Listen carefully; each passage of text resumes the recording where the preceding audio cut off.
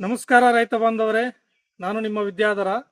ಇವತ್ತು ಹರ್ಷ ಅವರ ತೋಟದಲ್ಲಿದ್ದೀವಿ. ಇವರು ಇಡುಮುಂಡಿಗೆ ರೋಗ ಬಂದಿದೆ ಅಂತೇಳಿ ನಮ್ಮನ್ನ ಕರ್ಸ್ಕೊಂಡಿದ್ದಾರೆ.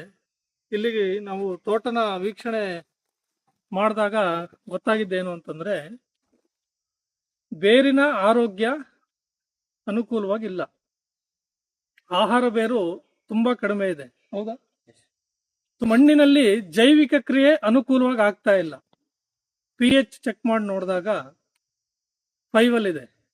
ಮಣ್ಣಿನ pH ನಿಮಗೆ 6.5 ಇಂದ 7.5 ಅಲ್ಲಿ ಇರಬೇಕು. ನಿಮಗೆ 5 ಅಲ್ಲಿ ತೋರಿಸ್ತಾ ಇದೆ ಅಂದ್ರೆ ಮಣ್ಣು ಉಳಿ ಬಂದಿದೆ ಅಂತ.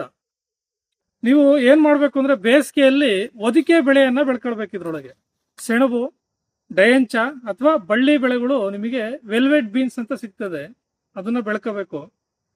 ಸೂರ್ಯನ ಕಿರಣಗಳು ಬೇಸಿಗೆಯಲ್ಲಿ ಭೂಮಿಗೆ ತಾಕದೇ ಇಲ್ಲ.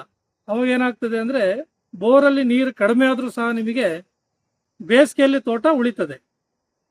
ನಂತರ ಈ ತೋಟಕ್ಕೆ ನಾವು ಈಗ ಟ್ರೀಟ್ಮೆಂಟ್ ಸ್ಟಾರ್ಟ್ ಮಾಡಿದಿರಿ. 3 ತಿಂಗಳ ನಂತರ ಈ ತೋಟ ಏನೇನು ಬದಲಾವಣೆ ಆಗಿದೆ ಅಂತೇಳಿ ಕಂಟಿನ್ಯೂ ಮಾಡ್ತೀವಿ. ನಮಸ್ತೆ.